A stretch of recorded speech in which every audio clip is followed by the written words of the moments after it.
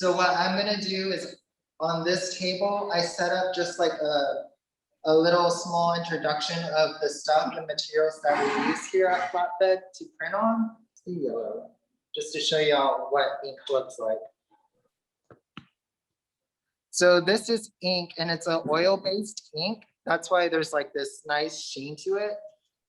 And what we use is a palette knife to sort of skate around the ink. We don't want to gouge into it because that's going to cause problems later on because we're putting air into it and it'll dry the ink out. But this is what we use to roll onto a block, and we use a brayer. So this is just a small brayer. There's different sizes, and there's also things called rollers that we use to roll the ink out onto an inking slab. And a lot of the things that I'm using or showing y'all here are things that the printmakers in the community print shop and in the professional print shop are using.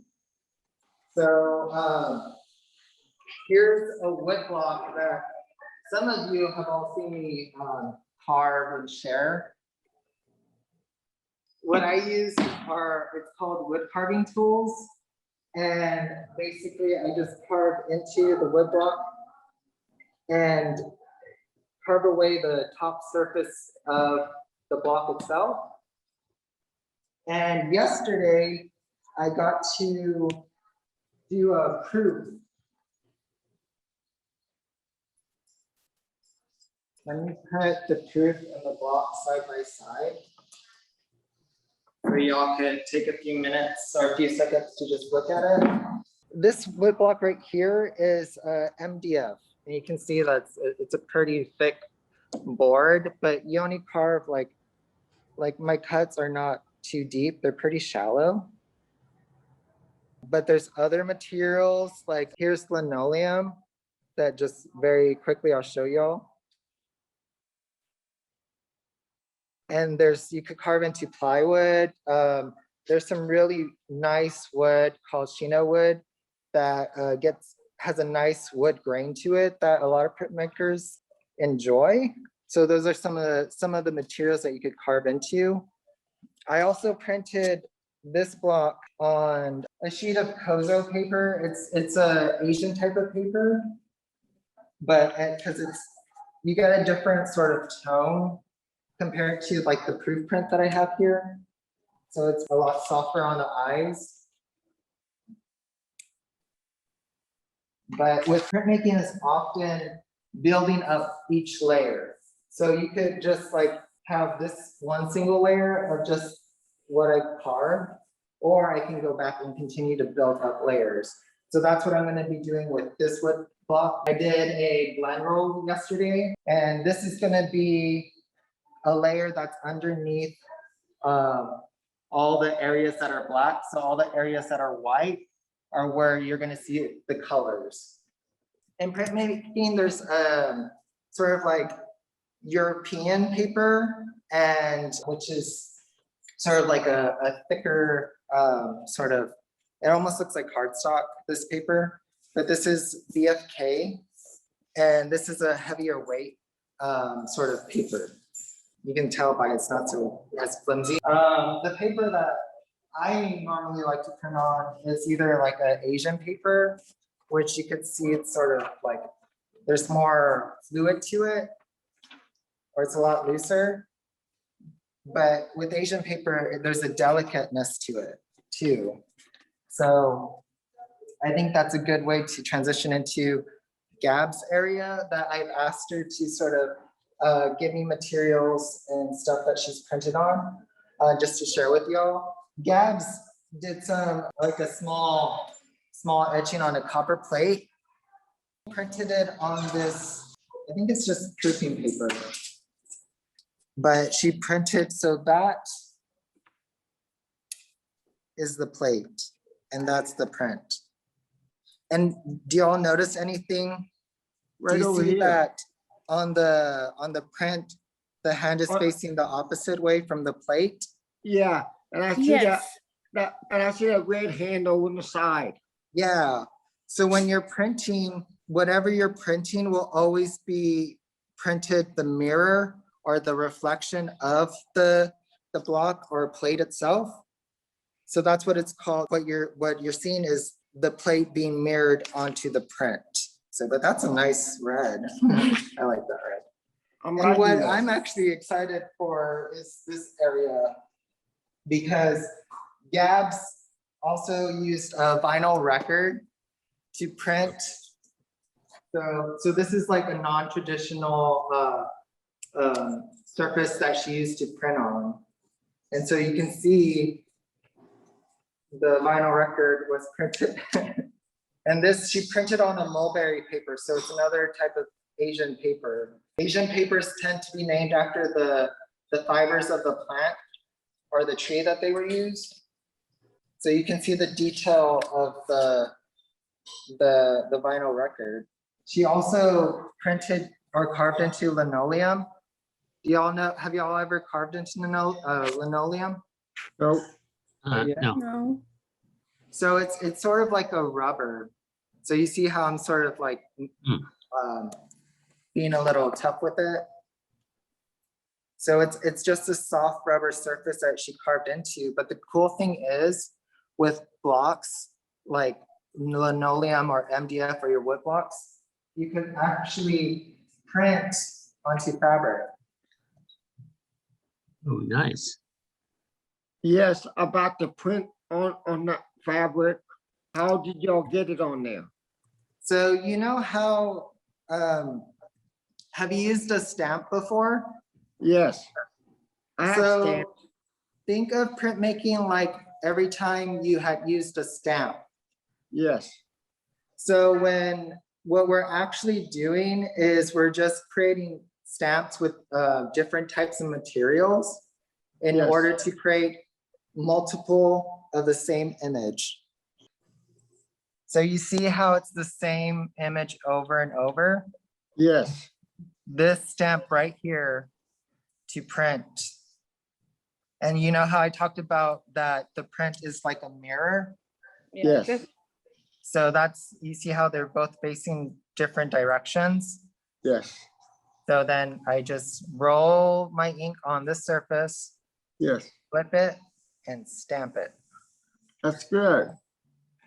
So she did it 3 times on the sleeves. And here, Gabs also used a pretty thick sheet of plywood, which I'm actually interested in carving too. And she made this little bird skull print. You could also, with intaglio plates, create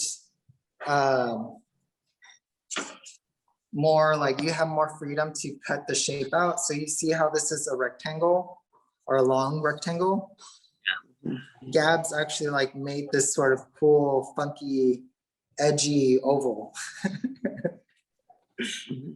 And then she etched this beautiful texture to it. It's very subtle, but I'm sure it prints very well. And then I'll finish up with some of her monoprints. So monoprinting means just a single image created while you're making the print. So what she did was she did some sort of abstract fun texture on a sheet of plexi, laid the paper down, pulled it, and she got this cool background that's going on. And then if you look very closely, she has some of her intaglio etched plates into it.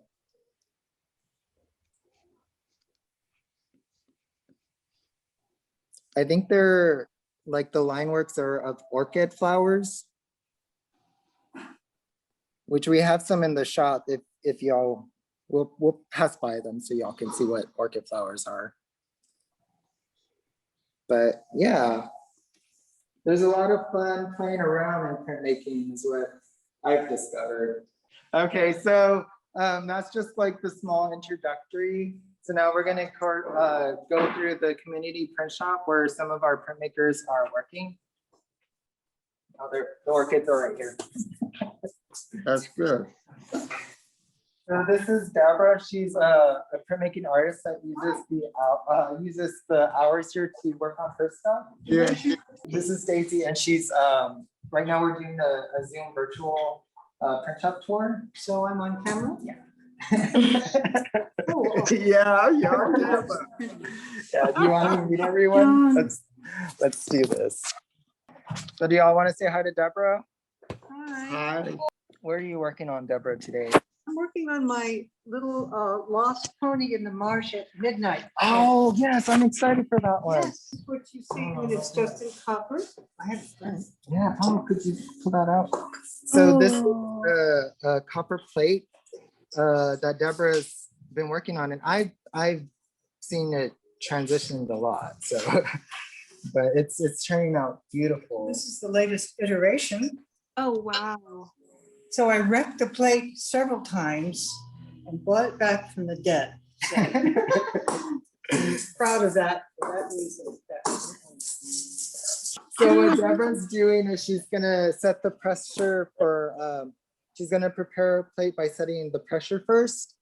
And then when she gets it to a nice pressure that she likes on this printing press, then she'll ink it up. And hopefully we'll get to see her ink that her plate.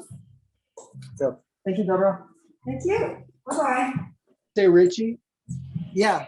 how many times can she pass that over the plate? She could do it as many times that she planned. I know you could get like an addition of 100 throughout a plate. So it just depends on the printmaker themselves. How many prints do you plan on? Very few. Very Because all I have to do is make a sheet plate print of it. Yeah. So the original purpose of printmaking has changed. Because we can reproduce so well, but if you want an original print, you do it this way. But also copper does press down after time. Yeah. Not as tough as say zinc. Right. So There's that. Make it precious. yeah. So what Deborah explained is that because copper is considered a soft metal, over time, like the plate's gonna start getting squished. And like she had mentioned a plate called zinc plate, which is a tougher metal. So that plate's gonna last a lot longer than a copper plate. Gotcha. Thank you, Deborah. So right now we have Haley, who was our past intern and trained me here at Flatbed. And what I've asked her to do is print for us. So what she's doing is just setting her paper on the block, and she's getting ready to run it through the printing press. So she just registered her paper to her block, and she's making sure that it's nice and flat. She's just grabbing some newsprint to pad and cover this inked area that's on the block, because we don't want to dirty our blankets. These are just felt blankets, and it's no fun when they're dirty. The block goes. Oh, okay, Is that yeah, possible? I have it printed. If you want to see a print of it already, and then I can show the block whenever. Yeah, let's do that.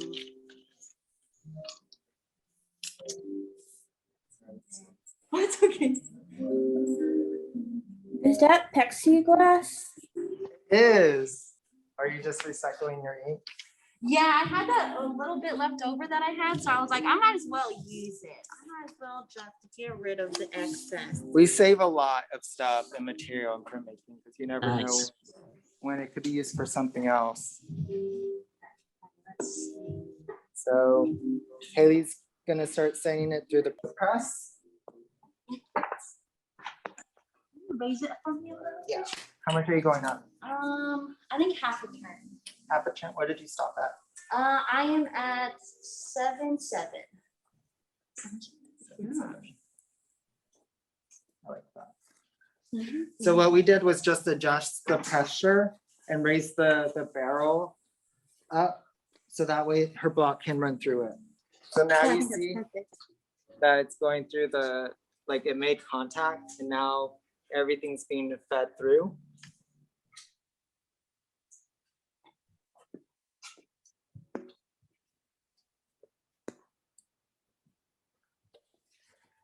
Ooh, let's see what we got cooking.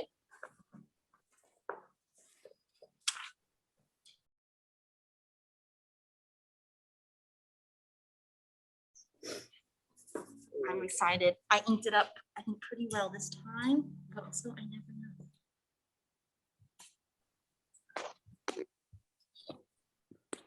Oh, that is so cool. Yeah.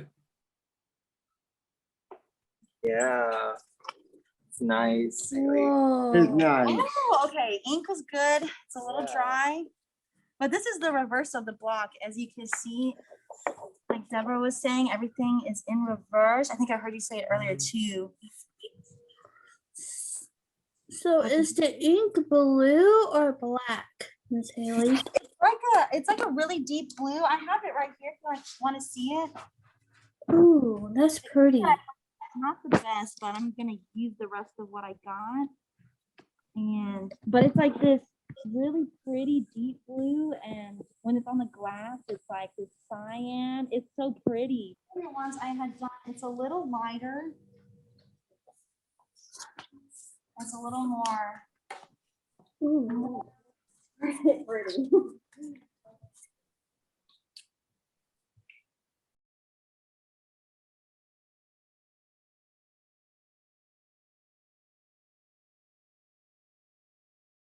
So I'm hoping to make them into a card deck, which is why they're all compartmentalized. And so what I'm hoping to do is make them flat like this one, but then have the intensity of this deck. So I don't know. I'm figuring out colors. I'm trying to Yeah, let's go. search through them. So she's added color in some of her prints. How did she add color? With these ones, I just painted with some gouache I had at Oh, home. nice. So yeah, this one was like a gold paint my sister had. And then a bunch of the other colors. So the gold is the only one that was like acrylic paint, but the rest were a gouache wash. So Haley just said is that, with printmaking, you could also fill in like all the white areas using watercolor, color pencil, acrylic, just to play around and see what colors work best. I know some printmakers do that method just to see what they're gonna do with each layer, and some printmakers just fill in the color by hand, which there's no problem with that. Yeah. Yeah. This one's fun. Yeah, I don't know what to do. I like these ones. They give me it's very whimsical, very dreamy. I like these ones because it looks like medieval type of like, I don't even know. Looks medieval type, but I'm just playing around. They're gonna have gold for sure, but This is Oh, I really think that's interesting. fun. So like how I mentioned before, she's using the palette knife to mix her ink and sort of get it ready for her to roll it on using one of the Brayers right here. yeah, I'm gonna So- re-ink my block if you want to watch that. Yeah. Get it into it. So Richie, you never want to use a paintbrush, is that correct? No, because ink is a lot different than paint, but Oh. because we're rolling it onto a flat surface, a brayer or a roller allows us to get a nice even roll. As a paintbrush would, there will be strokes, or the brush strokes would be on that surface. But I'm sure if there's like a little funny spot giving you trouble, you could just fill it in with a paintbrush. Yeah, I think that's what Alex and Gabs do on their big prints. If there's an area with there's no ink, they'll take a little bit of the ink from their palette. It's like there's a small time frame, but they'll take it and then they'll dab it in there. Really, they'll build it up almost like building color on a canvas. But it's so cool. You can do so much. Who would have thought? Miss Haley, why are you wearing gloves? I'm wearing gloves because I'm going to be handling this paper. I've already kind of messed up though. I'm trying to keep my hands on the inside clean, but it's very hard for me to do that. So I'm wearing these gloves just as a precaution, not to get my hands too dirty as they could be. But yeah, usually there's times when you don't really need gloves to print. because you can always, depending on what you do, if you wear gloves or not, you know, you could be touching all the edges of your paper, but they'll get hidden within your artwork. So at the same time, it just really depends on what you're going to be doing. Okay. Yeah. So we're gonna watch Haley repaint her block. real quick. Oh, cool. Oh, that's nice. And you see how she's getting these nice even coats on her block. So what the brayer is pushing the ink and sort of flattening it out.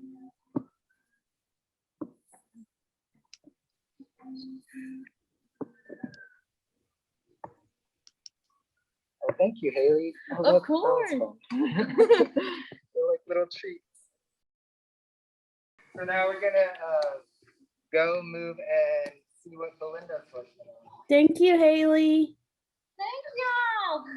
Belinda, she teaches classes here and she's also supervised community print shop hours. So what are you working on, Belinda? I'm working on a little etching over here. I just ink the plate, warm the ink up, and then use the little cards to spread it on your plate.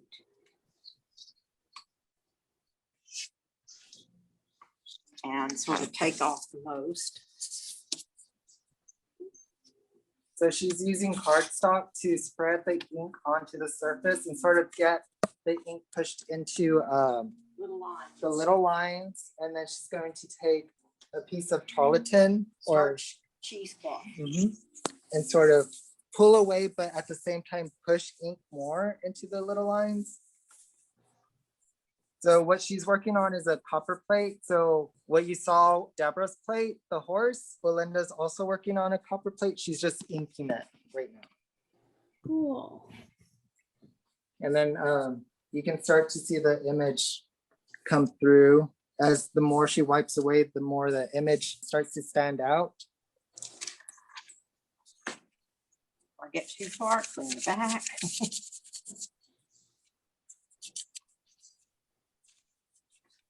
As if you don't clean the back, you can have that ink squirt out on your print.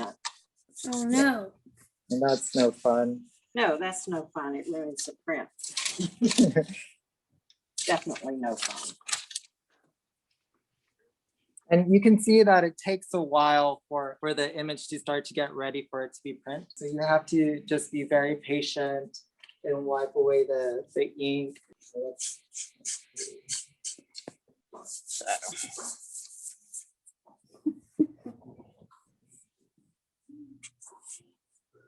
So Belinda finished wiping it and now she's gonna set it on her registration. So she mapped out where she's gonna place her print or her plate. And then I believe this line right here is where she's gonna line her paper. So you can see that she places it. Just gonna get it nice and fit it into her little square that she drew out. I'm aligning to this corner. And now where she's walking to is well, the sink first. But right here is our water bath. So in intaglio, you want to have your paper wet.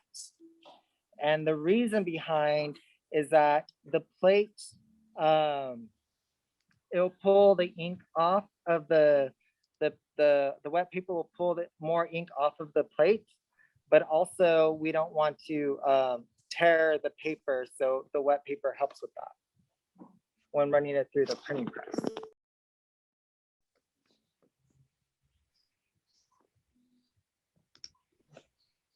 Blotting it right now, just to get off all the excess water.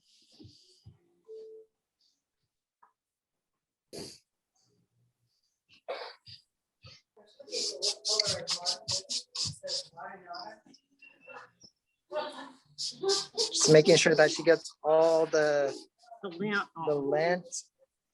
And any imperfections. It also raises the grain of the paper to do this.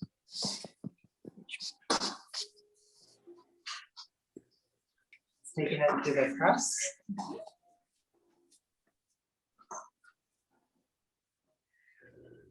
Just lining it up.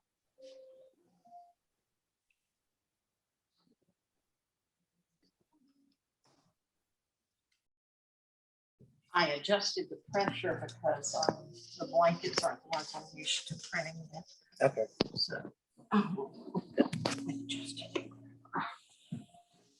Go smooth that out. And this is a mechanical printing press. So all you gotta do is press a button and it'll send it right through.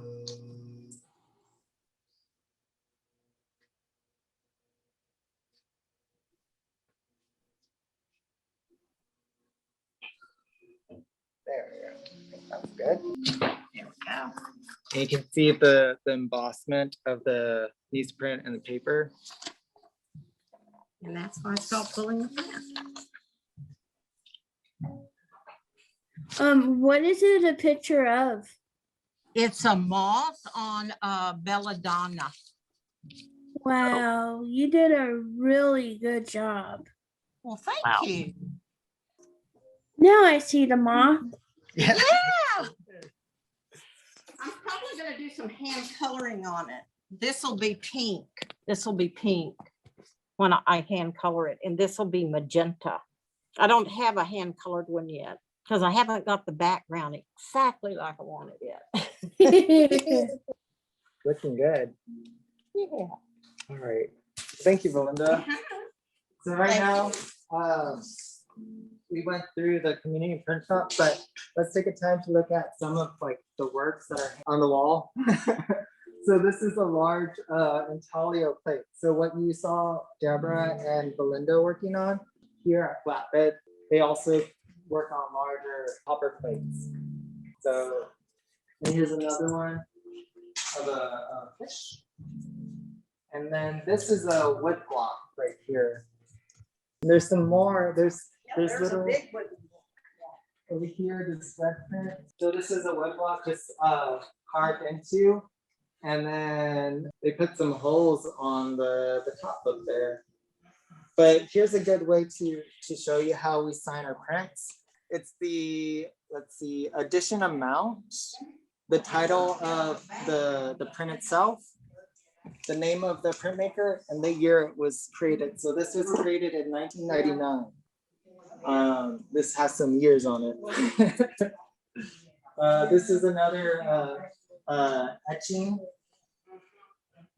This is the intaglio print of the plate that the first plate. So there's like a bunch of prints that were created here, like around Flatbed Press. It's, I'm going to show you another piece that Gabs is working on, and then hopefully she'll be able to come out and explain more about the wood cut. But she's working on a giant, like you can see how, use me for scale, how big this block is. And she just carved into it. And she has a print of it hanging in the professional print shop. So you can see all of like the carved marks throughout. Wow. So we're gonna go to the professional print shop. So this is like where all the chemicals and acid and etching. So with copper plates, use acid to etch into the plate. Basically, it's eating away the exposed copper. And I wish I had a plate to show you all of how it's prepared, but that's okay. But so these are just acid tanks. And this is a larger tank that those large copper plates that were hanging on the wall were etched in. So chemical working station. And in here is the professional print shop. And this is Alex, the lead and master printer, and Gabs over there, the assistant printmaker. Hi. What Alex is working on, she's using a liquid called hard ground. And this is what you first apply onto a plate when you want to do a line etch. But what Alex and Gabs are doing are they're going to rework this plate. So they're going to put it in the acid bath to get darker lines that you see that have already been etched. So they're using a paintbrush. So this is just, Yeah. they're just using it to paint the areas that they want to protect from the acid eating away from the plate. It's kind of thick, like a thick watercolor. So we use paintbrushes to make sure that none of the acid can get through it. This stuff protects the copper from the acid. Oh. Yeah. Do you have to use acid? So the acid we use is actually a salt solution instead of an acid. But yes, so the whole reason, and there are different kinds of acids, like we use what's called ferric chloride, which is a very corrosive salt material. And the reason why we use it is because we're creating these little valleys, like little bowls that we can put ink in. And then when we run the paper on top of it, the paper fibers reach down into the bowls and pull all of that ink out. So we have to use acid of some sort so that we can make those bowls and those valleys. Mm-hmm. But it doesn't have to necessarily be acid. Like ferric chloride is a salt solution. It's just a very spicy salt solution. And Gabs is helping her just coat this this large plate back up. So Gabs is actually the printmaker that did a lot of the prints that you saw in the introduction part. Like experimenting with non-traditional materials, like the vinyl record, some of her plates, her monotype. So this is the printmaker. It's me. Oh. And then Gabs's wood block that she printed, the large one, is up there hanging on the wall. Wow, that is really cool. Thank you guys. So I think they showed you all the big block that's out there. So essentially when working with wood blocks, you use some knives that are shaped in little U shapes or they're shaped in little V shapes. There's also some that are just straight edges that help you make guides when you're pinting. So you start with your surface flat and then you come in with your little knives and you kind of like just chip away at it and make little valleys, like Alex was saying, but in wood. And so those valleys, instead of eating the ink and like having the ink go into those valleys, they actually stay like clean. So it goes over the whole block instead of going in these little white parts right here. So they'll actually come out the color of the paper or the color of the ink that's already on the paper, and they'll leave like blank spaces instead of like how with the copper plates, you'll put the ink into those little valleys and those will come off being the color. But yeah, these were really big and they're the first time I did them this big. They're bigger than me, so I was like, they took a long time, but they're really fun.